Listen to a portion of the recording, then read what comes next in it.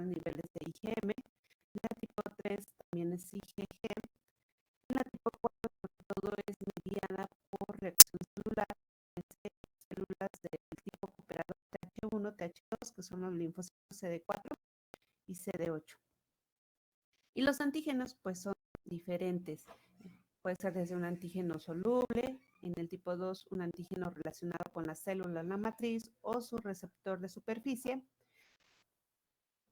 También los antígenos pueden ser diversos y pues los mecanismos efectores son desde activación de la célula cebada, como ocurre en el eosinófilo, que libera sus gránulos interiores, sobre todo la histamina, que actúa como mediador, y ejemplos de esto puede desencadenarnos enfermedades como una rinitis alérgica, el asma o una anafilaxia en general. En el tipo 2 habíamos visto diferentes enfermedades como puede ser la urticaria crónica, también pueden ser la enfermedad de Graves. En el tipo 3 veíamos como ejemplo el lupus, y esto es por activación de complemento, el depósito del complejo inmunitario, como nos hacía ver su compañera, que finalmente aumentaba la permeabilidad celular, vascular, perdón, y con ello pues, la liberación de todo el complejo de la cascada de la inflamación. Y en el tipo 4 veíamos que el medio de actuar es a través del interferón, interleucinas y finalmente una respuesta celular. Y ahí situamos también el rechazo de injerto que revisábamos la clase pasada. Entonces las manifestaciones clínicas de una hipersensibilidad las podemos ver desde forma local o una forma sistémica. Forma local puede ser nada más a nivel de conjuntivas, nos haría un cuadro de conjuntivitis, una rinitis, un asma bronquial, un eczema tópico, glomerulonefritis, que ya serían formas más graves. Entonces, nada más para recordar los puntos más importantes. Hipersensibilidad tipo 1, también se llama hipersensibilidad inmediata, y esta tiene lugar entre minutos y horas después de la exposición del antígeno. Entonces, aquí el anticuerpo principal, o la inmunoglobulina, es la IgM, y este es en respuesta a antígenos de origen ambiental o alérgenos. Y pues la molécula IgG se va a unir a los receptores FC de mastocitos y basófilos, lo que va a provocar a su vez la degranulación y que se liberen las aminas activas, sobre todo la histamina, pero no es la única. Otros mediadores pueden ser prostaglandina, factor de necrosis tumoral, los leucotrienos, los tromboxanos, la interleucina 4 y la 15 sobre todo. Entonces, ¿cómo actúa de esta manera? Hay un alérgeno que actúa como un antígeno y este favorece producción de IgG. ¿Hay algo? ¿Sí se ve? No, sí se ve, doctora. Ok. Pensé que querían preguntar algo. Ok. Entonces, estos sobre todo son moléculas de bajo peso que tienen alta solubilidad, alta estabilidad y sobre todo una actividad enzimática. De tal forma que al liberarse histamina, bueno, ¿cuáles son los efectos que vamos a tener? Pérdida de la unión intercelular de tal manera que va a haber salida de el efecto principal es vasodilatación. Aumento de la permeabilidad vascular, lo que nos va a llevar a un edema. El músculo liso y la pared de las arterias y sobre todo arteriola es lo que nos va a provocar la vasoconstricción y la broncoconstricción y de ahí sus manifestaciones clínicas. Entonces aquí en la esquemita vemos que los mediadores inflamatorios van a producir sobre todo aumento de secreción de moco, contracción del músculo liso y bueno, en el caso del asma nos van a provocar ese aumento en lo que es la broncoconstricción y el aumento en la producción de moco, una obstrucción que es reversible de las vías respiratorias. Y esto es porque se reclutan las células del tipo TH2 también a nivel de lo que son la circulación. Entonces provoca toda una cascada inflamatoria, que es lo que pues, nos va a dar el cuadro clínico. Y veíamos enfermedades o reacciones alérgicas mediadas por IgG, desde un fármaco, sueros, venenos, alimentos, y pues esos son muy característicos. Les decía, en algunas películas está el chico comiendo su maní, y desencadena una anafilaxia generalizada que debe ser tratada inmediatamente con adrenalina para evitar las consecuencias como pueden ser el colapso circulatorio, el edema laringio que provocaría la muerte. Pero también puede ser desde algo muy local o algo sistémico como una urticaria, y después por alergia desde el pelo de un gato, un perro, picaduras de insecto. Y aquí también lo que vamos a tener como consecuencia, aumento en el flujo sanguíneo, en la permeabilidad vascular, edema, en el caso también de la rinitis, el asma y la alergia a los alimentos. ¿Dudas hasta el momento? Además es un repaso muy breve de los puntos más importantes. ¿Hay algo que no se entienda? ¿Me pueden interrumpir? Entonces, en el tipo 2, aquí veíamos igual que las reacciones son medidas por anticuerpo del tipo IgG o IgM. Y estos anticuerpos se producen como consecuencia de una respuesta inmunitaria normal que, al reconocer elementos extraños, puede darnos una reacción de este tipo. O por el contrario, son autoanticuerpos que reconozcan como extraños a elementos propios del organismo. Y estas reacciones pues, son mediadas por la interacción de diferentes células con anticuerpos de tipo IgG e IgM previamente formados que reconocen el antígeno en cuestión. Aquí es importante señalar que primero se va a dar una sensibilización, después se va a reconocer lo que es el antígeno y con ello la señalización para la cascada de la inflamación. Y el daño celular va a ser a través del sistema de complemento. Entonces, aquí nada más hay que recordar que la fracción de receptores se va a encontrar sobre todo a nivel de células fagocíticas, llámese neutrófilos, macrófagos, los natural killers y sobre todo las plaquetas. Entonces, la liberación de estos receptores provoca que proteasas y radicales libres de estas células pues medien el proceso de citotoxicidad dependientes de anticuerpos y son mediados por también histamina y sustancias activas que también el factor liberador de plaquetas estar actuando. Entonces aquí también va a haber otra activación a través del complemento, sobre todo en las membranas celulares, y esto a su vez favorece el receptor que se une a los en las células blanco o células llanas y con su consecuencia de destrucción.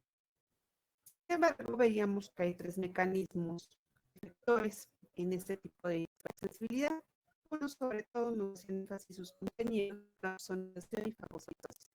Aquí sobre todo se reconoce el anticuerpo, el antígeno y se activa el complemento para que a su vez la célula fagocita toda la cascada de inflamación y el resultado final es que la célula pues sensibilizada va a ser fagocitada por los macrófagos. O bien puede ser una inflamación que sea mediada por el complemento y su receptor a través de la activación de neutrófilos y por ello va a provocar el daño y la inflamación tisular. Entonces, este es el otro camino. Sin embargo, también puede crear autoanticuerpos. Esto lo veíamos, por ejemplo, con la enfermedad de Graves, la enfermedad de la miastenia gravis, donde aquí, por ejemplo, se está uniendo a los receptores que está reconociendo como extraños en el músculo e impide que se lleve a cabo una correcta sinapsis. Entonces, estos son los tres mecanismos. Y el tipo de enfermedades que van a desencadenar pueden ir desde una anemia hemolítica autoinmune, una púrpura trombocitopénica, enfermedad de Guttac-Pasteur, el pérfido vulgar o la fiebre reumática de tipo agudo. Y pues esto se puede ver a que hay antígenos del grupo sanguíneo RH, integrinas de plaquetas, también se conocen como extrañas las cadeninas y epidérmicas, que esas son las que sostienen la unión entre las células del epidermis y con ello va a provocar el cuadro clínico digámoslo así, aflojar las uniones intercelulares, va a haber edema y acumulación, lo que se va a traducir en ampollas en la piel. Perdón. Y si fuera fiebre reumática aguda, bueno, aquí los autoanticuerpos preformados pueden desencadenar en artritis, miocarditis, fibrosis o en las válvulas cardíacas. En el tipo 3, nos hacía énfasis su compañera, estos inmunocomplejos circulantes que se van a formar se depositan sobre todo a nivel de vasos sanguíneos, lo que va a provocar que esas uniones pues se vayan de alguna forma, digámoslo así, aflojando y con ello saliendo a la matriz extracelular, provocando la activación de los fagocitos y con consecuencia el daño tisular. Entonces, esto va a depender también del tamaño de moléculas que están preformándose. Si son pequeñas, al principio van a ser captadas por los macrófagos, pero ya si son de gran tamaño empiezan a depositarse en los tejidos y es cuando ya nos causan la lesión. También otros factores determinantes para el efecto patológico son que estos inmunocomplejos van a circular en la sangre y se van a localizar a su vez en distintos tejidos del organismo, llámese articulaciones, vasos sanguíneos, en el riñón, en el cerebro, en el vaso. Y aquí, ¿cómo actúa esto? Va a actuar a través de dos mecanismos, por el depósito de anticuerpos y por la lesión mediada por inmunocomplejos. Entonces, estos anticuerpos que se van a estar formando van a tener una activación y reclutamiento de células inflamatorias y con ello la activación de lo que son macrófagos, neutrófilos, que son los efectores de la lesión tisular. Y también la lesión mediada por los inmunocomplejos, estos veíamos sobre todo en los vasos. Estos se van a estar depositando, provocando su inflamación, con ello el cuadro de vasculitis, la salida de estas células inflamatorias del torrente sanguíneo hacia la matriz extracelular y con ello el daño.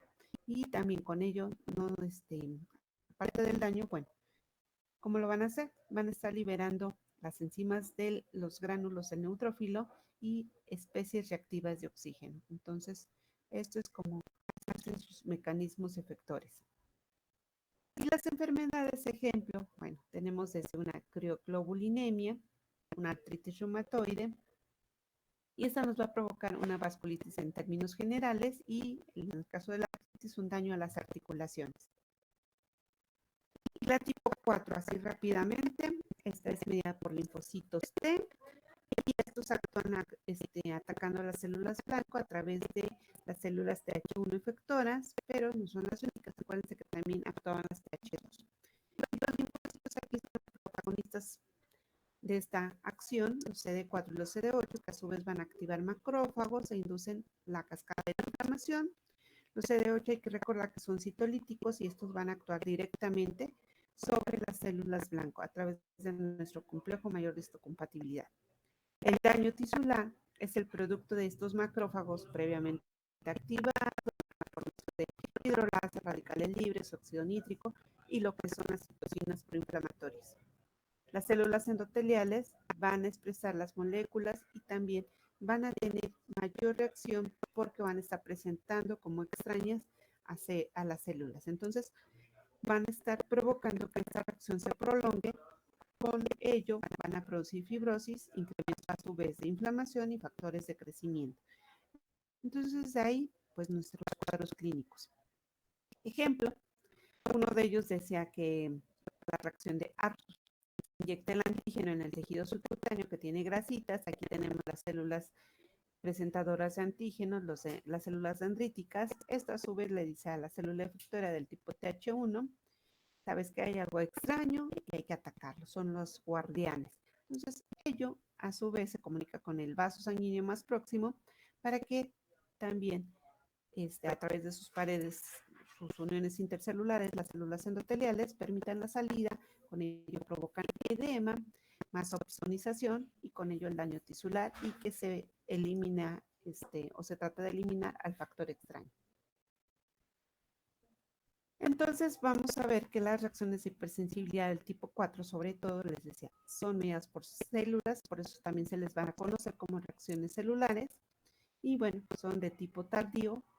Y aquí, bueno, el antígeno puede ser desde un veneno de insecto, micobacterias, como el tipo de la tuberculosis, la lepra, y como consecuencia, si el individuo es inmunocompetente, solamente van a provocar reacción local, como puede ser un eritema, una induración, pero si el individuo ya está más sensibilizado, pueden provocar inclusive dermatitis. Hipersensibilidades de contacto. Esto, bueno, aquí pues ya se hace más prolongado el daño, puede provocar vesículas, abscesos intraepidérmicos y un daño más generar un sistema sistémico.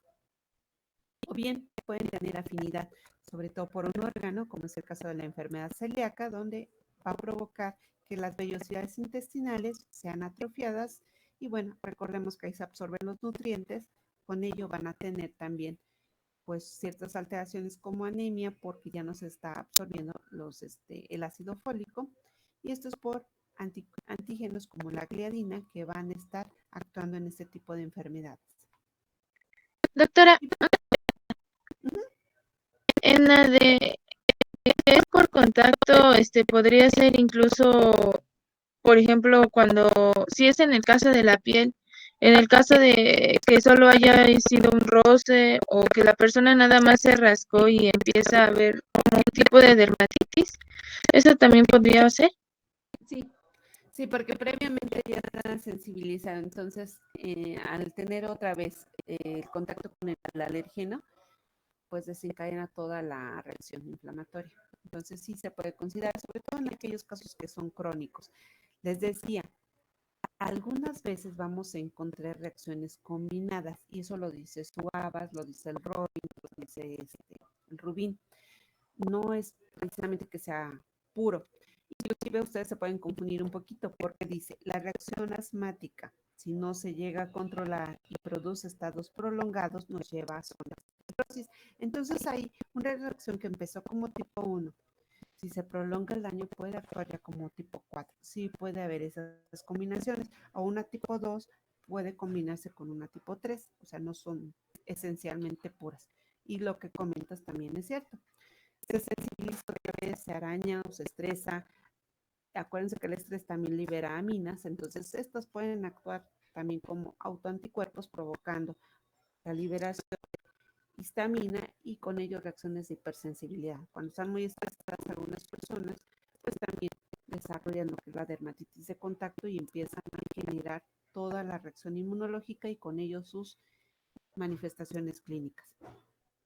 Entonces, otros ejemplos aquí nos sitúan la artritis reumatoide. Veíamos que hay una artritis reumatoide aguda, que la situábamos en otro grupo, pero ya cuando es crónico, bueno, la vamos a cambiar a una reacción celular de tipo 4, donde ya hay una destrucción e inflamación de la articulación. Y la esclerosis múltiple, veíamos que ahí hay depósito de lo que son las proteínas y con ello también destrucción de los sistemas musculares y síntomas neurológicos. Y pues esta es la referencia que utilicé para hacer este breve repaso. No sé si tengan alguna otra duda o comentario.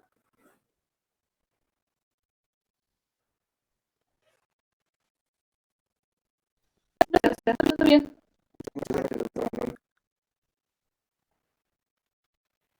Bueno, antes de comenzar, la, nuestro cuerpo humano tiene sistemas de defensa para que nos protegen contra bacterias, contra virus. ¿Alguien recuerda alguno? ¿Me pueden decir? El pH de la piel, ¿cuál otro? El complemento. El sistema inmunológico. ¿Qué más? ¿Qué pueden hablar de la flora? También es un papel muy importante, ¿no? Exactamente, esas relaciones que llamamos simbióticas son un factor protector. Algunas especies hacemos simbiosis y pues tenemos flora intestinal, ¿verdad? Tenemos flora en donde más, en la vagina. Entonces, hacemos esas relaciones y bueno, pues estos cambios en algún momento dado pueden hacer que organismos se consideren patógenos. La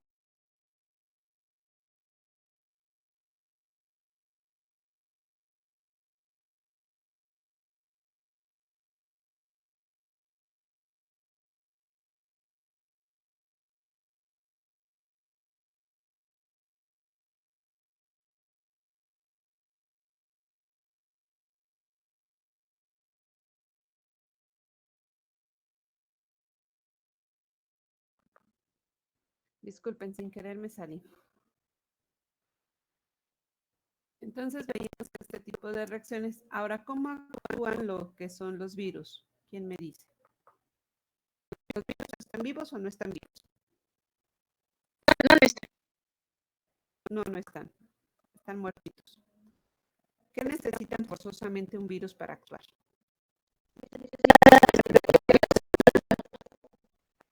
Entonces se les consideran parásitos, ¿no? Por eso necesitan lo que son las células. Entonces, esos se llaman parásitos intracelulares. Necesitan replicarse y ya vemos que tienen diferentes formas de actuar. ¿Alguien recuerda cómo actúa un virus? Cualquier virus. ¿Qué hace primero?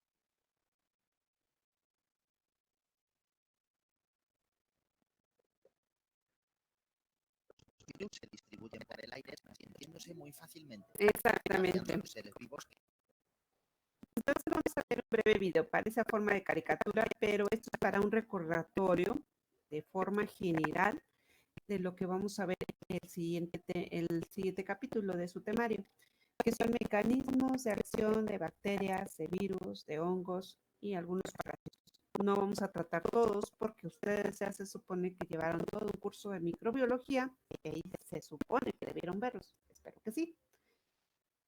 Entonces nada más vamos a ver. ¿Me avisan si se ve mi pantalla, por favor?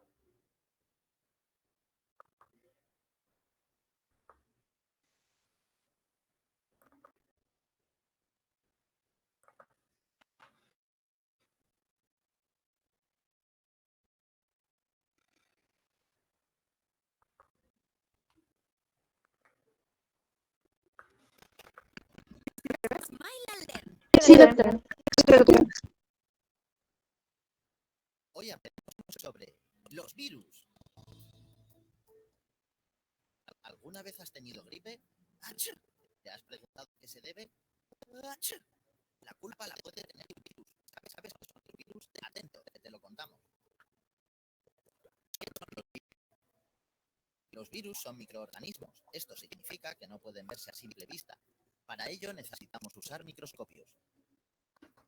¿Sabías que los virus no son seres vivos? No pueden cumplir con la función vital de reproducción por sí mismos, a diferencia de las células. Para poder cumplir con las funciones vitales, los virus necesitan un hospedador, es decir, un ser vivo en el que quedarse a vivir. Cuando esto ocurre, el hospedador será infectado por el virus. A partir de este momento, el virus podrá replicar su material genético en las células del hospedador y se copiará muchas veces infectando todo el organismo. Por eso, los virus se denominan agentes infecciosos. Estructura de los virus. Los virus son muy sencillos y se encuentran en casi todos los ambientes. Su estructura básica está formada por una cubierta exterior llamada cápside y el material genético que se encuentra en el interior. La cápside está compuesta normalmente por proteínas y el material genético, que puede ser ARN o ADN, contiene la información necesaria para elaborar y formar la estructura completa del virus.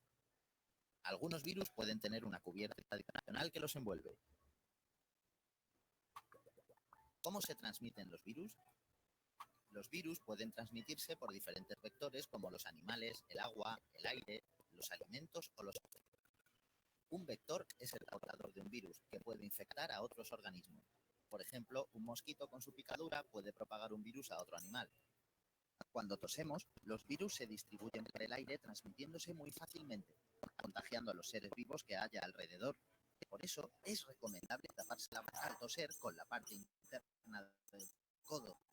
Así evitamos también propagar el virus por contacto con nuestras manos. Además, se puede prevenir la transmisión por contacto con objetos con hábitos de higiene, como lavarse bien las manos con frecuencia. Vacunas. Como te hemos comentado, algunos virus producen enfermedades como la gripe. Por suerte, tenemos nuestro sistema inmune, que es el encargado de defendernos contra los virus. Como método de prevención, existen las vacunas. Las vacunas preparan a nuestro sistema inmune enseñándole a reconocer los virus. Es como cuando te presentan a una persona. Esta deja de ser un desconocido y la segunda vez que lo veas ya lo reconocerás. Lo mismo pasa con las vacunas y el sistema inmune. La vacuna le presenta el virus al sistema inmune y si en algún momento aparece el virus en nuestro cuerpo, el sistema inmune lo recordará y podrá actuar. De esta manera evitaremos ponernos enfermos. Por otro lado, tenemos los medicamentos, que pueden aliviar los síntomas, pero no curarnos de una infección vírica. Enfermedades. Algunas enfermedades comunes producidas por los virus son la gripe, los resfriados o algunas gastroenteritis. Hay algunos virus que todavía no cuentan con una vacuna que los combata y por esto pueden llegar a ser mortales. Para solventar este problema, científicos de todo el mundo trabajan duro para dar con las vacunas que salvarán millones de vidas en el futuro. Hay enfermedades producidas por los virus que han disminuido su efecto gracias a las vacunas. Algunas son el sarampión, las paperas o la rubeola. Sin embargo, para la gripe es recomendable que la población en riesgo, como los niños, ancianos o personas con asma, se vacunen cada año.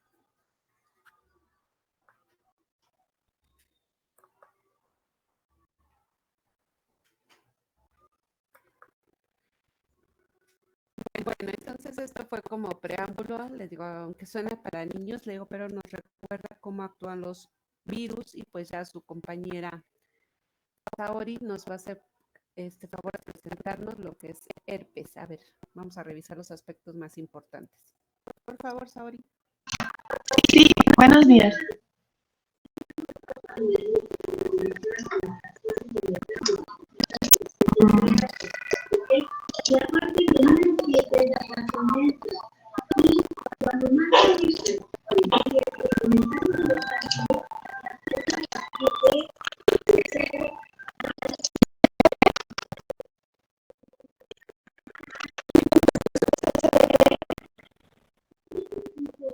Buenos días, yo les voy a hablar sobre el caso clínico de herpes.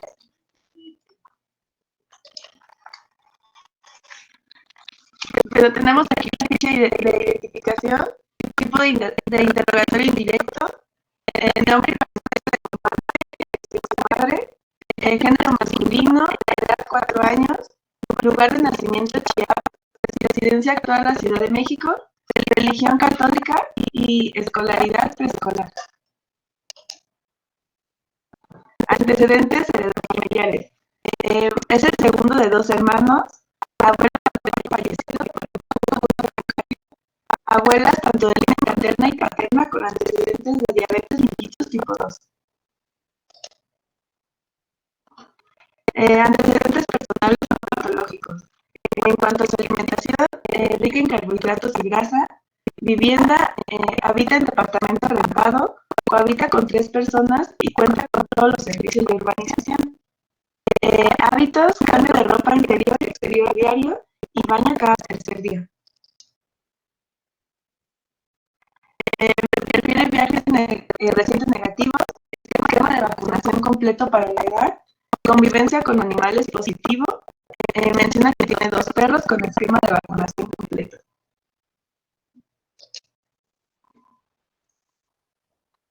Antecedentes personales patológicos. Reporta antecedentes de varicela a los 9 meses de edad sin complicaciones y hospitalización por fractura de una del brazo izquierdo a los 3 años.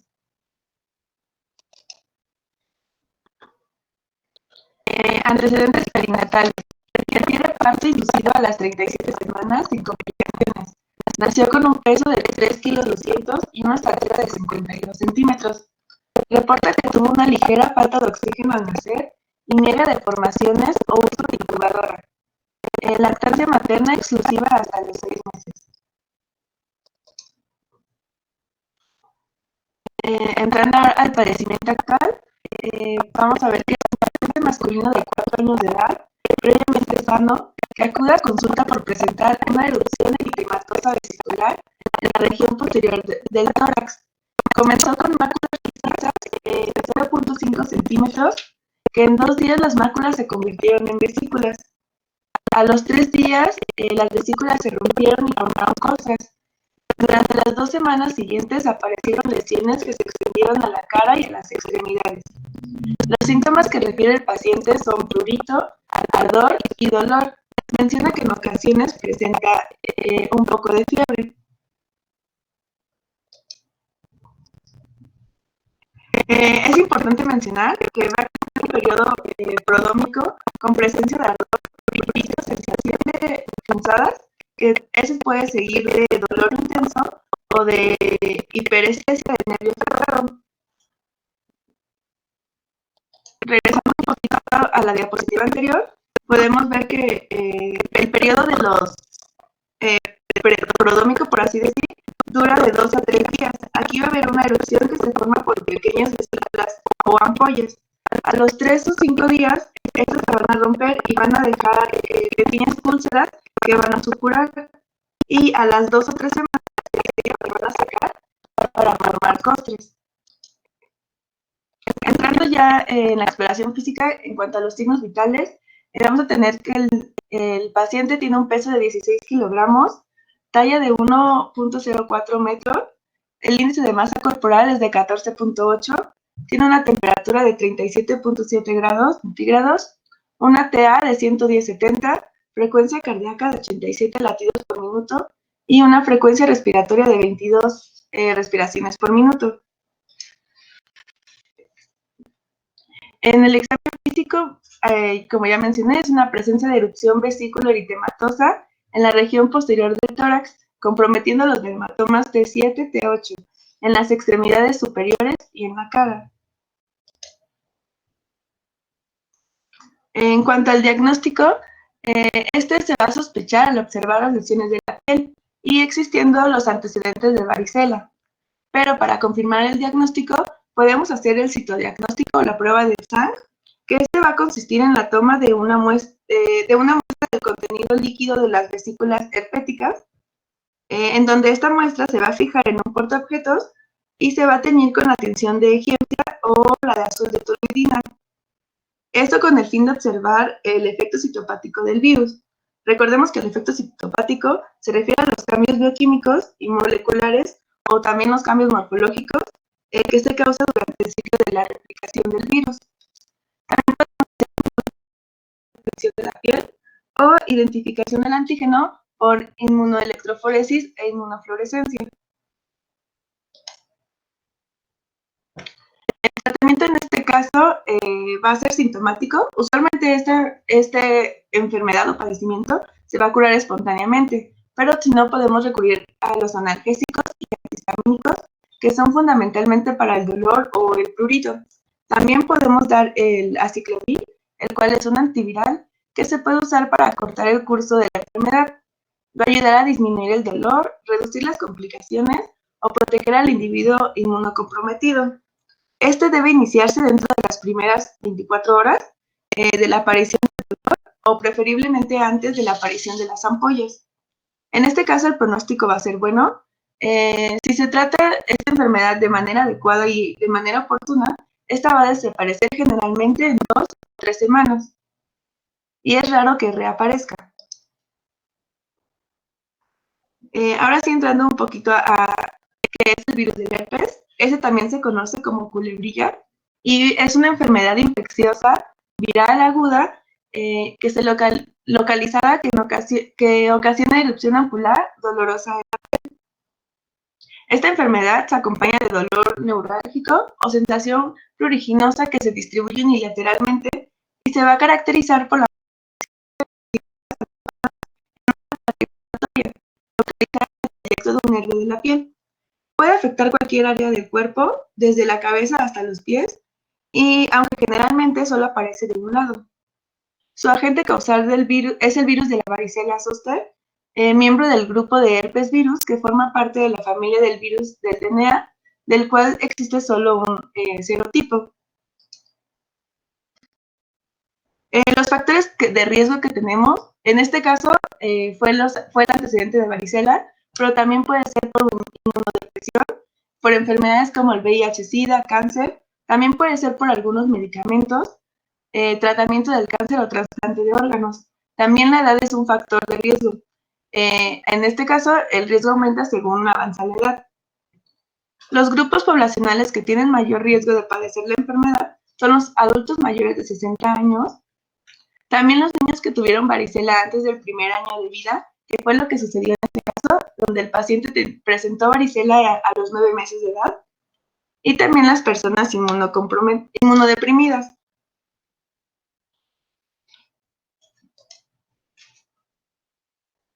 Este virus se transmite por contacto directo con las lesiones de la piel de personas con infección.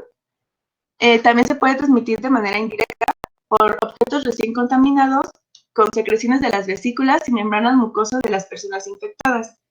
Su periodo de incubación es de 2 a 3 semanas o bien de 14 a 16 días. Se estima que el herpes zóster es 25% menos contagioso que la varicela. En cuanto al periodo de transmisibilidad, desde 1 a 2 días antes del comienzo de erupción hasta que todas las lesiones estén encostradas, y en promedio son 5 días. Es importante mencionar que el virus del herpes zóster es una recurrencia de la varicela, que fue lo que pasó en este caso.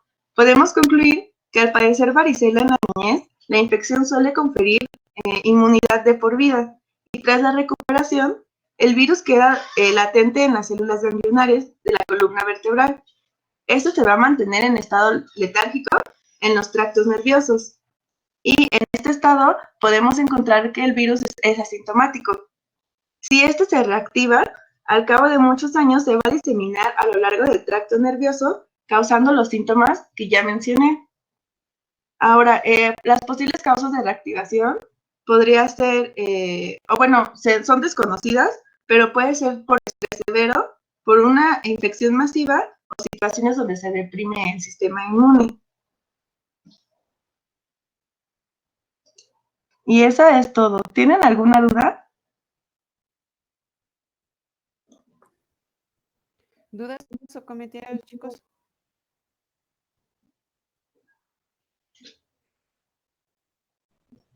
Además del estrés severo, ¿qué más hacía que se reactivara el virus?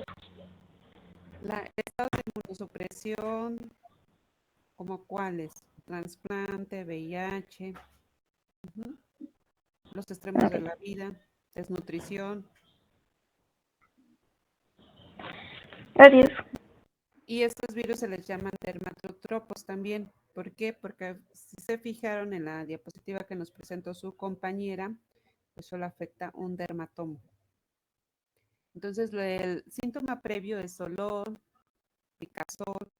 Entonces, puede de ahí desencadenarse ya después el estatus, una vez que ya se pasó su periodo de incubación, ya empieza con las manifestaciones que son las vesículas, pero el antecedente propio es que se reactiva esa memoria inmunológica y de ahí que se afecta ese dermatoma. Entonces este es el antecedente, es un virus del tipo ADN. Hay varios tipos en este virus en esta familia y uno de ellos es el virus herpes tipo 1, que fue el que nos presentó su compañero. Pero acuérdense que también está el del tipo 2, que es el virus del herpes genital. Sus manifestaciones pues son ahí a nivel del área genital. Les gusta también sacar vesículas, bueno, se expresan en forma de vesículas, son muy ardorosas, dolorosas y es una enfermedad de transmisión sexual. Entonces este es un ejemplo de cómo actúan los virus. No sé si alguien más tenga una duda. Nada más recordar, no dar nunca aspirina en enfermedades virales. ¿Por qué? ¿Alguien sabe? ¿O ácido acetil salicílico?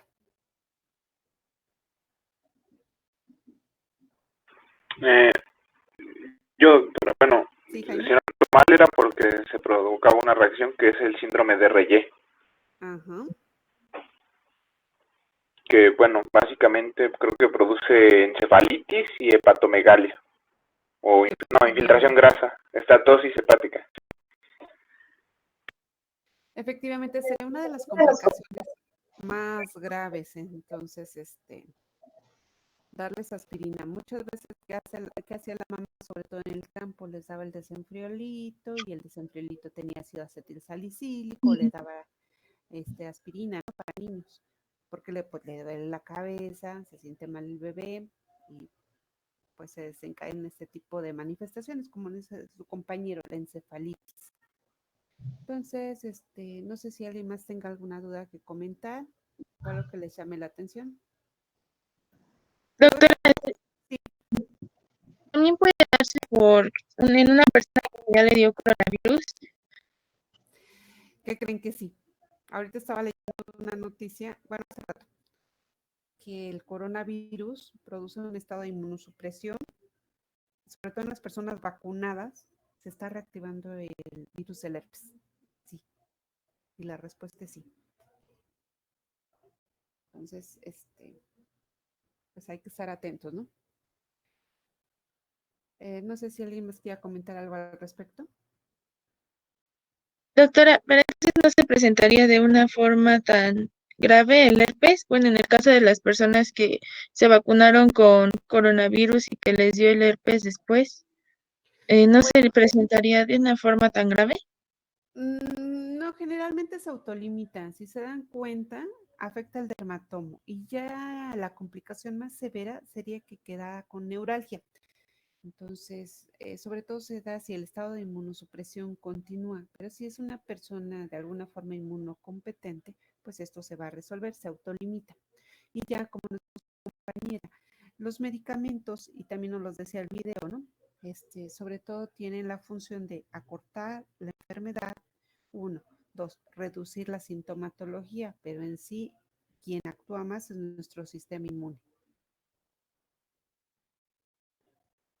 Entonces les digo, solamente se va a complicar si el paciente, por ejemplo, es un diabético, entonces ahí sí tiene más riesgo de tener la complicación, que sería la neuralgia postherpética. Y así viene descrita en los libros, neuralgia postherpética.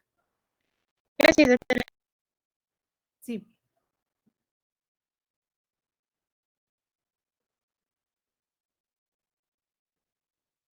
No, no, sí no. Generalmente, sí, la manifestación, como ya tiene su memoria, es que tuvo varicela. Y así que se presente solito. Luego, ¿qué pasa? Dicen, a mí nunca me había dado. La gente no se da cuenta. O a veces dice, pues les salen unas vesiculitas, pero no se dan cuenta que tuvieron varicela a los niños. Porque pues acuérdense que no todos responden igual ante la enfermedad. Hay gente que la tira en cama, hacen una infección sistémica, los niños se llenan de vesículas hasta en los genitales, mucosas, entonces se pone muy mal y pasa prácticamente desapercibida. Además, ¿hay vacuna? Sí, sí hay vacuna. Entonces, si se puso la vacuna, la reacción va a ser más leve de alguna manera. Entonces, no se da cuenta hasta que vuelve a reactivarse por una circunstancia, estrés, mala alimentación, inmunosupresión por alguna circunstancia, a lo mejor va a ser trasplantado. Entonces, es cuando se puede reactivar este tipo de enfermedades y pues en ese momento la persona tiene las manifestaciones. Pero sí, siempre hay un antecedente, por eso nos hacía énfasis su compañera. Hay el antecedente de que tuvo varicela. Muchas veces pasa desapercibido. O si le preguntas al abuelito, ¿padeció varicela en su infancia? Uy, ni me acuerdo. Ya no se acuerdan ni qué comieron ayer, ¿no? Igual o nosotros ya no nos acordamos. Bueno, ahora vamos a ver el otro tema que es Epstein-Barr, que es también de esta familia, estos virus, y nos los va a presentar su compañero Antonio. Adelante, Antonio. Gracias, doctora.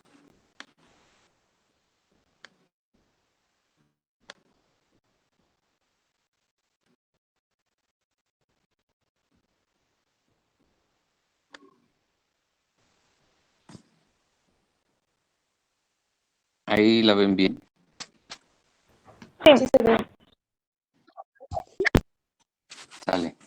Buenos días, compañeros. El día de hoy, pues yo les voy a hablar sobre el virus de Epstein-Barr o el síndrome de mononucleosis infecciosa. Así que empecemos definiendo qué es la mononucleosis infecciosa, que es una enfermedad causada, como justamente ya lo he dicho, por el virus del Epstein-Barr, la cual va a afectar principalmente células epidérmicas y linfoides, causando una infección. También la suelen conocer como la enfermedad del peso debido a su transmisión. Y pues su manifestación clínica pues son las vesículas en la boca, y la característica es que estas no son purulentas. Así que empecemos con las propiedades del virus, el cual, como ya lo dijo la doctora, pues es familia de los herpes viridae, con un genoma de DNA lineal de doble cadena, con 172 cadenas de pares de bases y codifica cerca de 100 genes. La mayoría de estos pues son proteínas. Sin embargo, se ha observado que las implicadas en su patogenia, pues principalmente van a ser 3 y se les voy a comentar en un rato. Tiene aproximadamente un tamaño de 100 a 20 nanómetros y posee envoltura. Como ya lo habíamos visto también, pues es un parásito intracelular obligado. Así que hay dos, vamos a dividir en dos la infección por el virus. La primera va a ser justamente la primaria y esta se inicia a través del contacto del virus con la mucosa oral.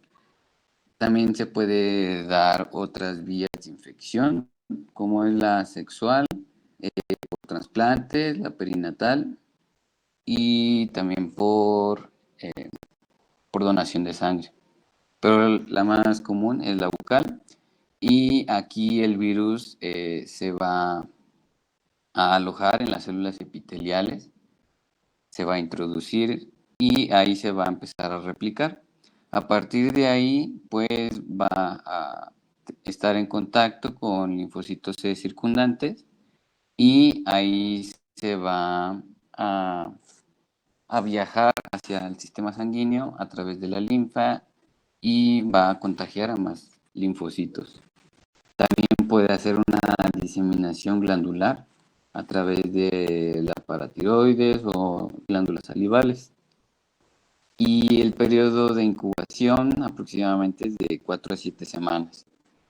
Entonces, justamente como ven en la imagen, el virus entra a través de la vía bucofaringea, se implanta en las células epiteliales, se reproduce y produce una diseminación sistémica.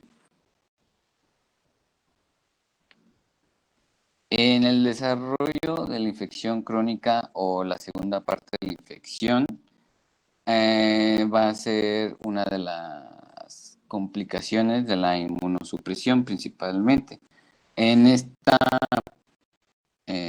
este periodo de infección, el virus se encuentra latente, pero se vuelve a reactivar por la inmunosupresión del paciente.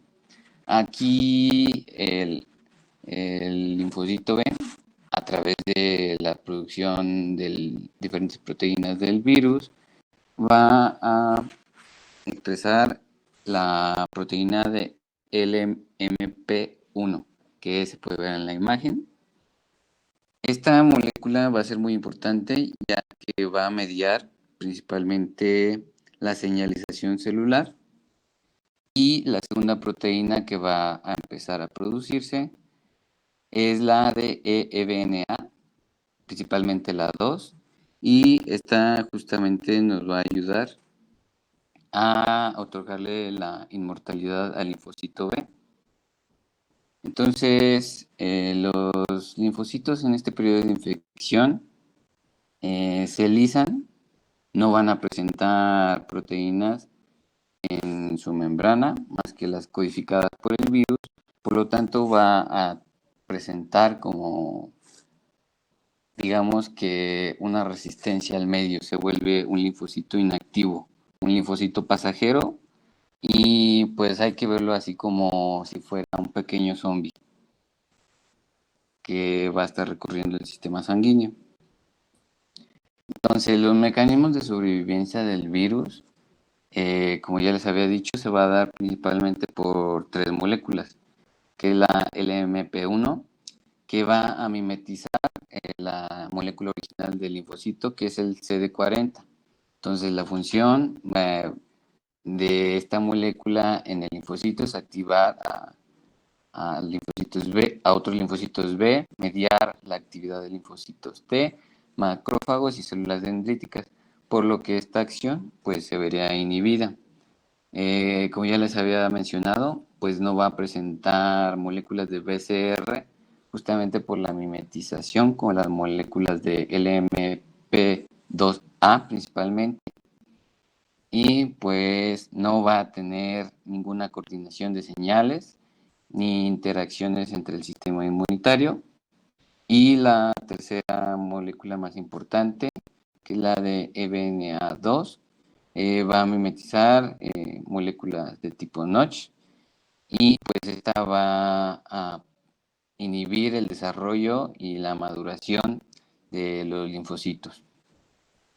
Entonces, recapitulando, la infección primaria se va a producir en un periodo corto de infección, cuando el paciente no tiene características inmunitarias adecuadas para manejar la infección. Se produce la segunda fase o la tardía, que justamente va a ser la infección ya crónica, donde el virus se va a encontrar como pasajero. Entonces, tomando en cuenta esto, vamos a tener una escala muy importante que va a ser la producción de inmunoglobulinas, que va a ayudarnos sobre todo al diagnóstico. Y en la primera fase solo se va a producir inmunoglobulina M en los primeros días de la infección aproximadamente, y a partir de ahí se va a empezar a producir la inmunoglobulina G. Existen varios tipos. La más importante va a ser la inmunoglobulina contra la proteína de EBNA y la de P22. Entonces, ¿qué pasa con estos linfocitos que ya se encuentran en el organismo y que se encuentran como pasajeros? Pues bien, tienen la capacidad de inducir varios tipos de cáncer. Se ha visto que dependiendo de las moléculas en expresión en mayor proporción, se va a tener una predilección por la formación de ciertos tipos de carcinomas. Estos se van a producir principalmente por la desregulación de las señales de sobrevivencia de los linfocitos B, y pues esto permite formar aberraciones y carencias de BCR que justamente tienen la capacidad de interacción con más linfocitos B, y además del proceso infeccioso, pues se va a producir el desarrollo de carcinoma. Se han detectado 3 principales tipos de latencias. En la primera, pues solo se expresa proteína de EBNA1 y de EBR, y estos nos provocan carcinoma gástrico, el linfoma de Burkitt y el linfoma de células B de grande difusión. El tipo de latencia 2 nos va a provocar el linfoma de Hodgkin, linfoma de células natural killer y carcinoma nasofaringeo, y este va a estar mediado principalmente por células de EBNA1, EBR y LMP1, 2 y 3. Y el último tipo de latencia nos va a provocar enfermedades linfoproliferativas y linfomas asociados a VIH.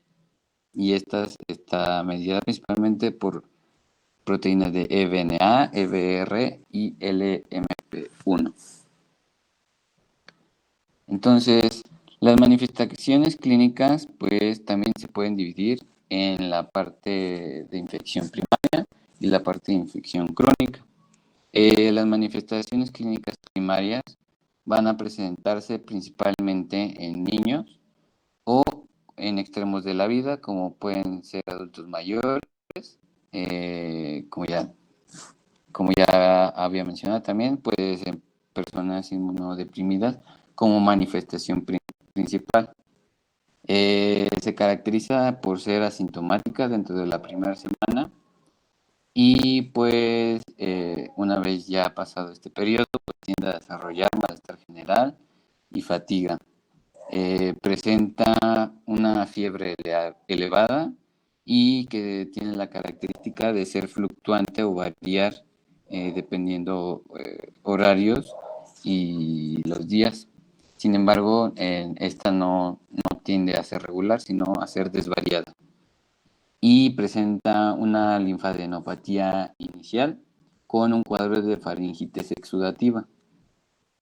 Entonces, estos pacientes pues van a presentar dolor, sobre todo a nivel del cuello y retromandibular, justamente por la inflamación y los procesos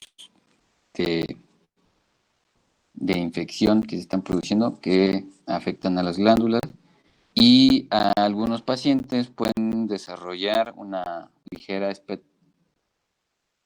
hepatoesplenomegalia. Una característica importante que podemos encontrar en estos pacientes es que desarrollan un exantema eritematoso y se asocia a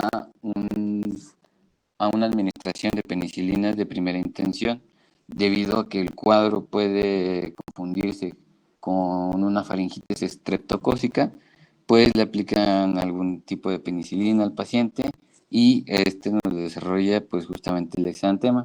Se va a caracterizar por desarrollarse en todo el cuerpo y no respetar ni plantas ni palmas de los pies.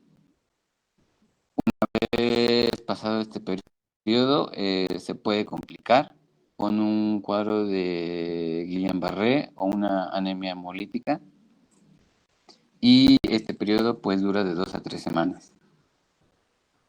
Entonces las manifestaciones clínicas van a ser propias de la cronicidad de la enfermedad. Se desarrollan estados de convalescencia y ataques agudos del estado general, como periodos de estrés agudo, infecciones por VIH, etcétera, etcétera. Entonces, tenemos 5 manifestaciones primarias que se pueden desarrollar. La primera es el linfoma de Burkitt, que se desarrolla fundamentalmente en niños y se ve con la imagen 1. De manera unilateral, aunque puede desarrollarse en ambos lados. Después, otra manifestación común que no suele o no suele ser detectada en algunos casos es el carcinoma nasofaringeo. Este se produce a nivel retrocuanal, y justamente en la imagen se puede ver la apertura de la trompa de Eustaquio y la presencia del carcinoma nasofaringeo que está obstruyendo las vías aéreas. La tercera manifestación importante, y esta es una de las más comunes, es el linfoma de Hodgkin y el de no Hodgkin. El linfoma de Hodgkin se va a presentar a nivel de la base del cuello, ingle o axila.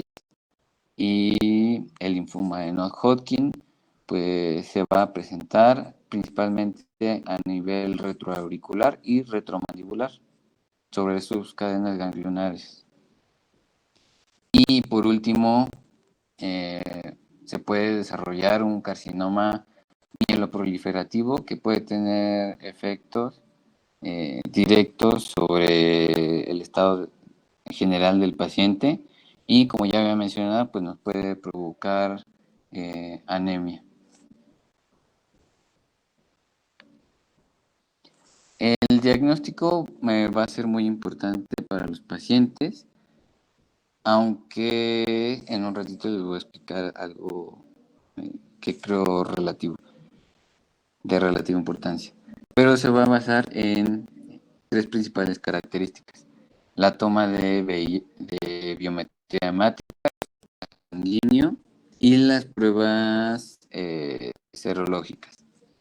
Entonces, en la biometría hemática vamos a encontrar una linfocitosis, y en el frotis sanguíneo pues vamos a encontrar justamente nuestros linfocitos B afectados, que justamente va a ser caracterizado por el cuadro de mononucleosis infecciosa, debido a que estos linfocitos pues tienden a tener bordes espiculados, pierden parte de su integridad morfológica y aunque no se observan cambios sobre coloraciones o estructuras, pues sí se puede ver su característica, como ya se ven en las imágenes, que tiene formas espiculadas y de estrella.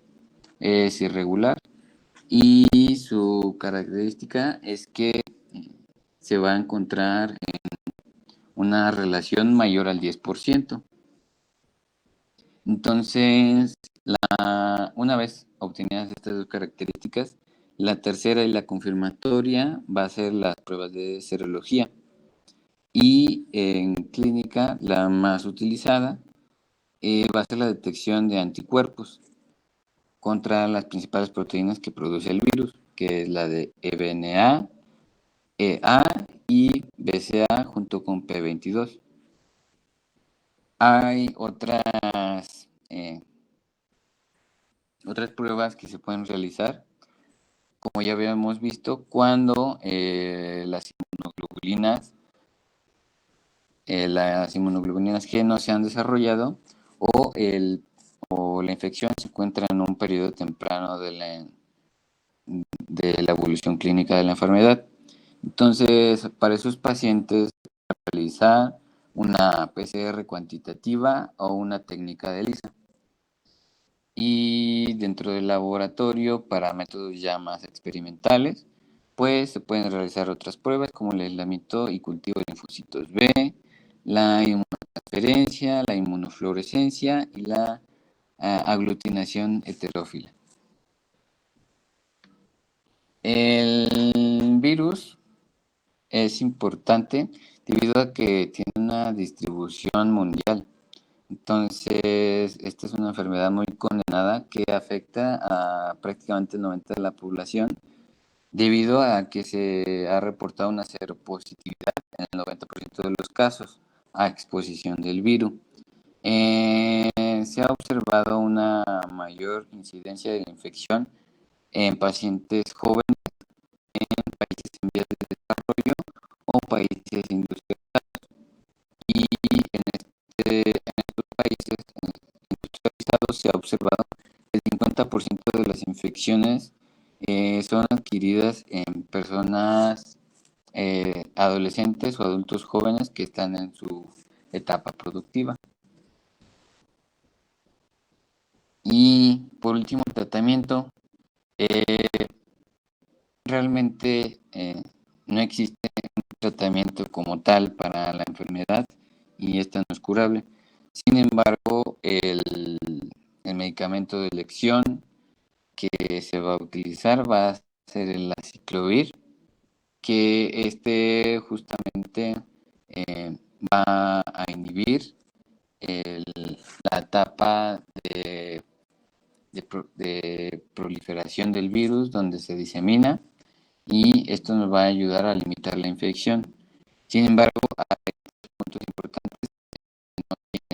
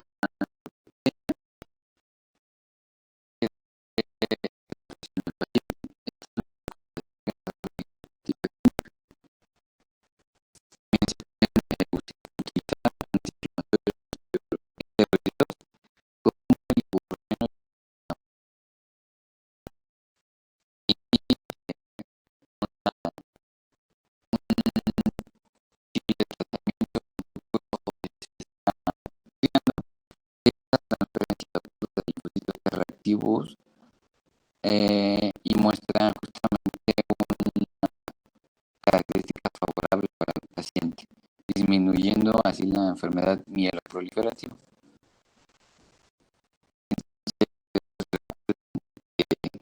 Esta es una enfermedad, la verdadera prueba de amor pues es su biometría hemática y tengan cuidado con los besos de tres. Por mi parte sería todo. No sé si tienen una duda. Muchas gracias, Antonio. Tus recomendaciones son muy importantes, ¿no? Cuidado con los besos. Ok.